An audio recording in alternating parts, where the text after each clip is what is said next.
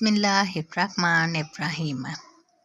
हज़रत इब्ने मसूद रज़ी अल्लाह ताला अन्हु बयान करते हैं, रसूलुल्लाह सल्लल्लाहु अलैहि वसल्लम ने फरमाया, जो शख्स किसी मुसलमान का माल हासिल करने के लिए कसदन झूठी कसम उठाए तो वो रोज़े क़यामत जब अल्लाह से मुलाकात करेगा तो वह इस शख्स पर नाराज़ होगा।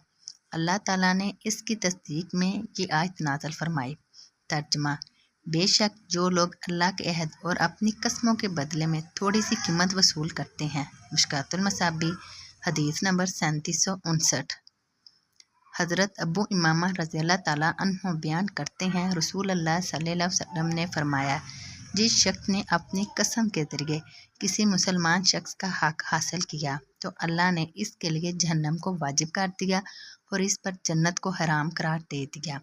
ये बात सुनकर किसी आदमी ने आप सल्लल्लाहु अलैहि वसल्लम से अर्ज़ किया, अल्लाह के रसूल, हवा वो मामूली सी चीज़ हो? आप सल्लल्लाहु अलैहि वसल्लम ने फरमाया, हवा वो पिल्लू की शाख हो। मिशकातुल मसाबी हदीस नंबर 3760। हज़रत उम्मे सलमा रज़ी अल्लाह ताला अन्हा से रवायत है कि रसूलुल्लाह सल्लल्लाहु अलैहि वसल्लम ने फरमाया, मैं भी एक इंसान हूँ।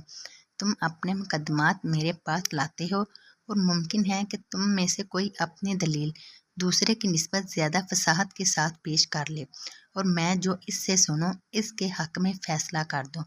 जिस शख्स को इसके मुसलमान भाई के हक़ में से कोई चीज़ दे दी जाए तो वह इसे हासिल ना करे, गोया इस तरह मैं इसे जहन्नम की आग का एक टुकड़ा दे रहा हूँ। मिशकातुल मसाबी हदीस नंबर 3761।